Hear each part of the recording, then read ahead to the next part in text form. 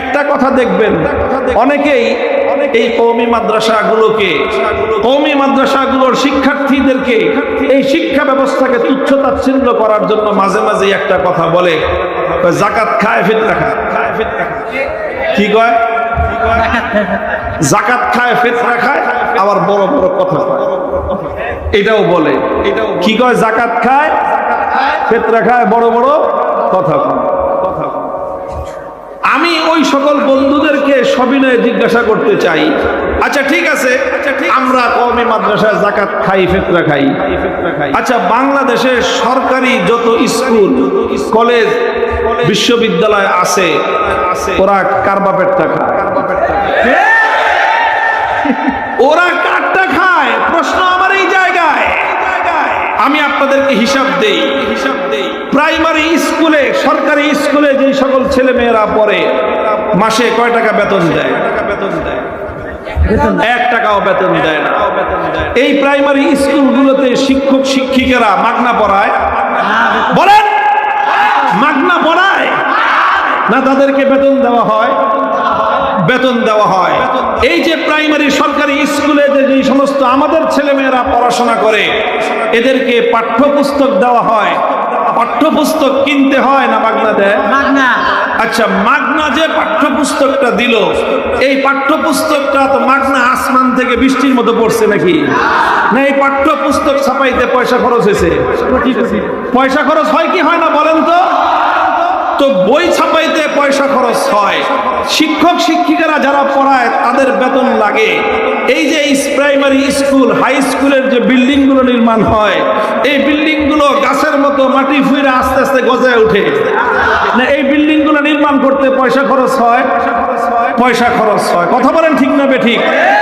আমি আর কিছু না, শুধু এই 3টা খাতের কথা জিজ্ঞাসা করলাম। এই যে তাদের পাঠ্যপুস্তকের যেই পয়সা, এই যে তাদের শিক্ষক শিক্ষিকাদের যে প্রতি মাসে সারা বাংলাদেশের সমস্ত প্রাইমারি স্কুলের শিক্ষক শিক্ষিকাদের হাজার হাজার কোটি টাকার যে বেতন, এই যে এক একটা প্রাইমারি স্কুলের যে ভবন, লক্ষ লক্ষ কোটি টাকা দিয়ে নির্মিত এই ভবন, হাই স্কুলেরও একই অবস্থা, সরকারি কলেজগুলোরও একই অবস্থা, সরকারি বিশ্ববিদ্যালয়গুলোরও একই অবস্থা। আরে ভাই, সরকারি বিশ্ববিদ্যালয়গুলোতে যারা পড়াশোনা করেন, যেই হলে এক একটা ছাত্র বসবাস করে, সেই হলে এক একজন ছাত্রের যে সিট, আবাসন ব্যবস্থা, যদি ভাড়া দিয়ে থাকতে হতো, এক মাসে একটা ছাত্রকে কি পরিমাণ শুধু সিট ভাড়া দিতে হতো, যারা ভাড়া নিয়ে মেসে থাকে তারা বুঝতে পারবে। যদি তাদের পরিপূর্ণ মূল্য দিয়ে খাবার খাইতে হতো, আবাসিক সরকারি বিশ্ববিদ্যালয়গুলোর ক্যান্টিন থেকে যেই পয়সায় খাও, ওই পয়সা দিয়ে তোমার খাওয়া জুটতো না। তারপরে এই যে সরকারি মেডিকেল কলেজগুলোতে যারা ডাক্তারি পড়াশোনা করে, ডাক্তারি পড়াশোনা করতে একজন ছাত্র, একজন ছাত্রী 5 বছরের MBBS কোর্স শেষ করে। 5 বছরের MBBS কোর্স করতে, সম্পন্ন করতে একজন শিক্ষার্থীর পিছনে কত টাকা ব্যয় হয়, সরকারি মেডিকেলে গেলে ওটা বোঝা যাবে না। বাংলাদেশে এখন প্রাইভেট মেডিকেল কলেজের অভাব নাই।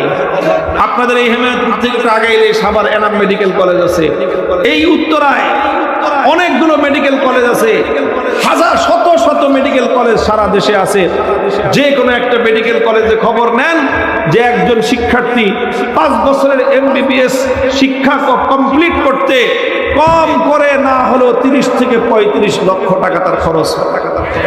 ভালো মেডিকেল কলেজগুলোতে 50 লক্ষ টাকা খরচ হয়।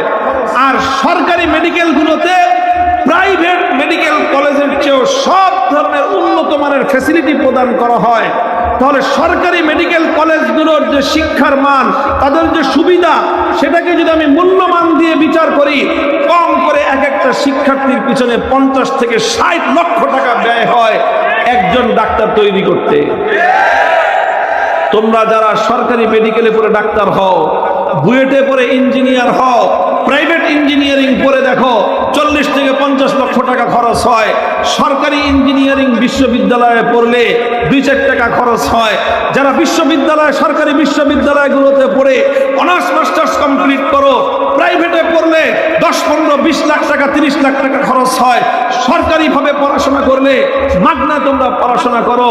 তো মাগনা যে পড়াশোনা করো, এই শিক্ষা ব্যবস্থা পরিচালনা করতে অর্থ ব্যয় হয় কি হয় না? এখন তো জিজ্ঞাসা করতে মনে চায়, বেটা এই পয়সাটা কার বাপে দেয়? বলো কার বাপে দেয়? বলবা সরকারে দেয়। সরকার দেয়। বলবো সরকার পায় কোথায়? অতীতের যত সরকার, বর্তমান সরকার প্রধান ডক্টর ইউনূস সাহেবের বাপের তালুক বিক্রি করে খাওয়ায়। ইউনূস সাহেবের আগে ছিল শেখ হাসিনা আর বাপ দাদার জমি বিক্রি করে খাওয়াইছে। শেখ হাসিনার আগে ছিল বেগম জিয়া কি তার বাপের বাড়ির থেকে জায়গা জমি বিক্রি করে এনে তারপরে টাকা দিয়েছে? তার আগে ছিল হোসেন মোহাম্মদ এরশাদ সাহেব, তার আগে ছিল জিয়াউর রহমান সাহেব, তার আগে ছিল শেখ মুজিবুর রহমান সাহেব। কোন সরকার প্রধান নিজের বাবার তালুক বিক্রি করে সরকারি এই সমস্ত বিশ্ববিদ্যালয়গুলোতে, এই সকল শিক্ষাঙ্গনগুলোতে তোমাদেরকে অর্থের যোগান দেয়? বলো। কোন সরকার বাপের টাকার থেকে দেয় না। কোত্থেকে দেয়? রাষ্ট্রের ফান্ড থেকে দেয়। কার থেকে দেয়? রাষ্ট্রের ফান্ড থেকে দেয়। রাষ্ট্রের ফান্ড আসে কোত্থেকে? রাষ্ট্রের ফান্ড কি আসমান থেকে বস্তা ভরে পড়ে, না জমিন থেকে ব্যাঙ্গের ছাতার মতো গজায় ওঠে? বলেন। রাষ্ট্রের এই ফান্ড দেশের মানুষের মাথার ঘাম পায়ে ফেলানো ট্যাক্সের পয়সা থেকে জোগাড় হয়। এই ট্যাক্সের পয়সা কারা পরিশোধ করে? আরে বড় লোকরা তো 99% জন ট্যাক্স ফাঁকি দেয়, চুরি করে। শিল্পপতিরা 100 জনের মধ্যে 90 জন দেশের সম্পদ পাচার করে। রাজনীতিবিদরা 100 জনের মধ্যে 80 জন দেশের সম্পদ লুটপাট করে বিদেশি বেগম পাড়া করে। সত্যিকার অর্থে এই সকল ট্যাক্সের পয়সাগুলো কারা দেয়? ট্যাক্সের পয়সা দেয় সারাদিন মাথার ঘাম পায়ে ফেলে রক্ত পানি করে রিকশার প্যাডেল চালায় যেই গরিব দুঃখী মেহনতি মানুষ সংসার চালায়। দিন শেষে 500 টাকা কামাই করে 300 টাকার বাজার করে। 300 টাকার যে বাজার করলেন আপনি, আপনার প্রতি 100 টাকার বাজার থেকে আপনি চাল কিনলেন, ডাল কিনলেন, তেল কিনলেন, নুন কিনলেন। একজন রিক্সাওয়ালা, নৌকার মাঝি, একজন মেহনতি কৃষক, শ্রমিক, গার্মেন্টস শ্রমিকের 100 টাকার চালের পয়সা থেকে 15 টাকা ভ্যাট কেটে সরকারের ফান্ডে যায়।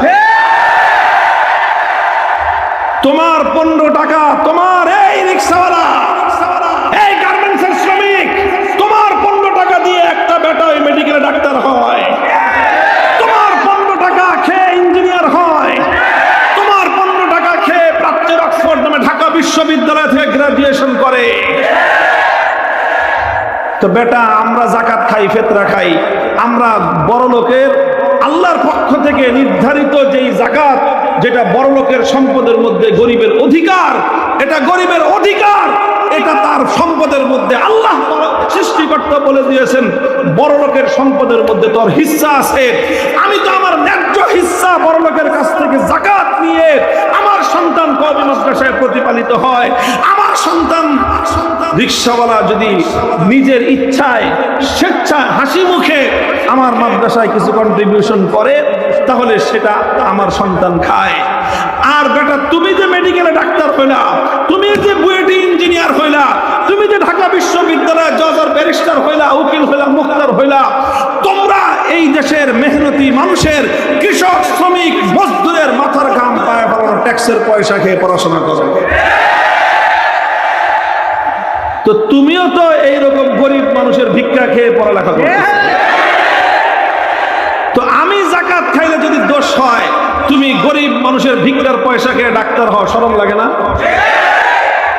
আমার বাচ্চা যদি, আমার এই জাতির সন্তান, এই মাটির সন্তান যদি এদেশের মানুষের সম্পদে আল্লাহর পক্ষ থেকে নির্ধারিত হিস্সা যাকাতের অর্থ দিয়ে সে যদি মাদ্রাসায় প্রতিপালিত হয়, এটা যদি তুমি তাকে গালি দাও, তাহলে আমি ওইটার জবাব পাথর দিয়ে বলবো, প্রত্যেকটা স্কুল, কলেজ, ইউনিভার্সিটিতে আমার পয়সা দিয়ে তোমরা লালিত হও। আমি ট্যাক্স পে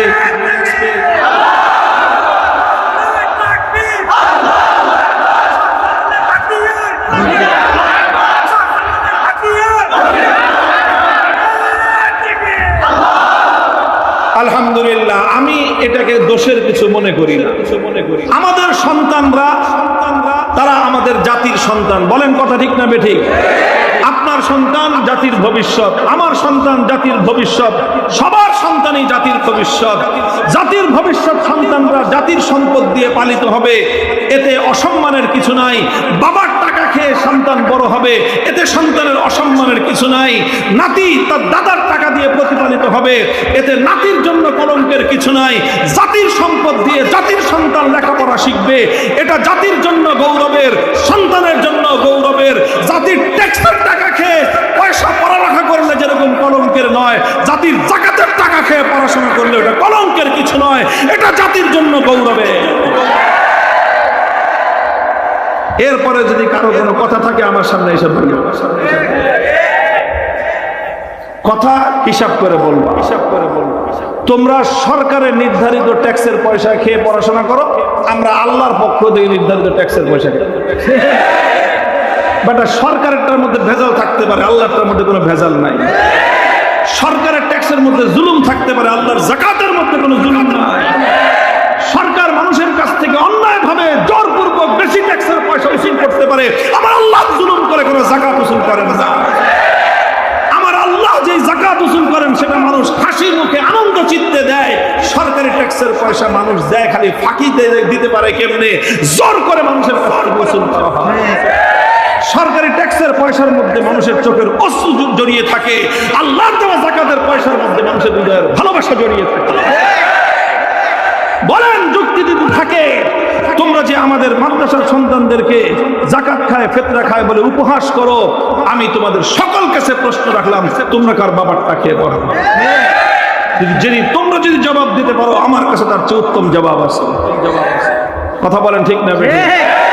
তবে আমি কিন্তু কোনোটাকেই খারাপ মনে করি না। কথা বলেন ঠিক না বেঠিক? আমার সন্তান আমারটা খেয়ে পড়বে না, বেটা তোরটা খেয়ে পড়বে নাকি? আমার বাংলাদেশের সন্তান বাংলাদেশের সম্পদ খেয়ে পড়বে না, তবে ইন্ডিয়ারটা খেয়ে পড়বে নাকি বেটা? বাংলাদেশের মানুষের যাকাতের টাকা খেয়ে বাংলাদেশের সন্তানরা পড়াশোনা করবে, মুসলমানদের যাকাতের টাকা খেয়ে মুসলমানের আমেরিকা, রাশিয়া সহ ইউরোপিয়ানরা তারা মৌজ মারে মুসলমানদের সম্পত্তি দিয়ে। 57টা মুসলিম দেশ, এতগুলি মুসলিম দেশ, কিন্তু কোন একটা মুসলিম দেশের রাষ্ট্রপ্রধানের কলিজার মধ্যে ওই সাহস হয় নাই সে বলবে যে আনা আমিরুল মুমিনিন, আমি সারা দুনিয়ার সমস্ত ইমানদারদের জিম্মা নিলাম। কারো হিম্মত হয় নাই।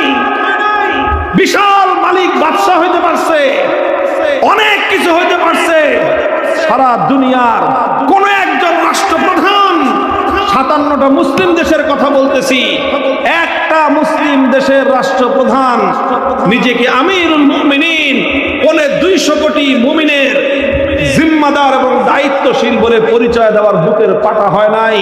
যদি হয়ে থাকে এক মোল্লার হয়েছে। আরে ভাই, নিজেকে সারা তামাম 200 কোটি মুসলমানদের জিম্মাদার পরিচয় দেওয়ার হিম্মত কার হয়েছে? আরে কার হয়েছে? এক মোল্লার হয়েছে, অন্য কারো হয় নাই। অনেক বড় বড় ডিগ্রিধারী, ডবল ডক্টরেট ওয়ালা অনেক মুসলমানদের রাষ্ট্রপ্রধান আছে, অনেক প্রধানমন্ত্রী আছে, অনেক রাষ্ট্রপতি আছে, অনেক মালিক, অনেক বাদশা আছে, অনেক মালিক আছে, অনেক বাদশা আছে, অনেক কিছু আছে, কিন্তু নিজেকে আমিরুল মুমিনিন 200 কোটি মুমিনের জিম্মাদার বলে পরিচয় দেওয়ার মতো বুকের পাটা এই জমিনের মধ্যে থেকে থাকে এক মোল্লারই হয়েছে। একটা দেশ 30 জনের মধ্যে 28 জন মন্ত্রী মোল্লা, একজন মানুষ রাষ্ট্রপ্রধান যিনি বলেন যে শুধু আমি আমার দেশের মুসলমানদের প্রধান নই, আমি তাম পৃথিবীর সমস্ত ইমানদারদের জিম্মাদারি গ্রহণ করলাম। তাম পৃথিবীর যে কোনো ইমানদার বলবে যে সে আমার নির্দেশ মানতে চায়, আমি তার দায়িত্ব গ্রহণ করলাম, আমার পরিচয় আমি হলাম আমিরুল মুমিনিন। এই কথা বলার সাহস পৃথিবীর অন্য কোন গ্রাজুয়েটের হয় নাই, এই কথা বলার সাহস পৃথিবীর অন্য কোন রাষ্ট্রের হয় নাই। এই কথা বলার হিম্মত এবং সাহস একমাত্র এমন একটা রাষ্ট্রের হয়েছে যে রাষ্ট্রটা চালায় মোল্লারা।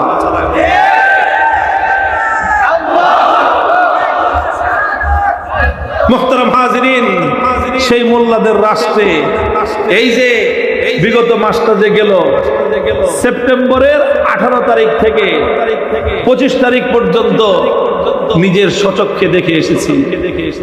আলহামদুলিল্লাহ, এই আসমানের নিচে জমিনের উপর এত বিশাল পৃথিবী, এই গোটা পৃথিবীর মধ্যে একটা মাত্র ভূখণ্ড 6.5 লক্ষ বর্গ মাইল, আমার এই বাংলাদেশের সমান প্রায় 10টা বাংলাদেশকে একত্রিত করলে যতটুকু হবে, এই বিশাল এলাকা নিয়ে একটা দেশ, যেই দেশটার নাম ইমারাতে ইসলামিয়া, তারা নামই রেখেছে ইসলামী রাষ্ট্র। তারা অন্য কোন নামকরণ করে নাই, তারা পশ্চিমাদের কোন ভয়ভীতিকে তোয়াক্কা করে নাই, পরোয়া করে নাই। তারা পৃথিবীতে হুকুম, তারা নির্দেশ জারি করেছে, ঘোষণা করেছে, আমাদের এই রাষ্ট্রের চূড়ান্ত ফয়সালা হলো এই রাষ্ট্র চলবে কোরআন সুন্নাহর সিদ্ধান্ত অনুযায়ী। আলহামদুলিল্লাহ।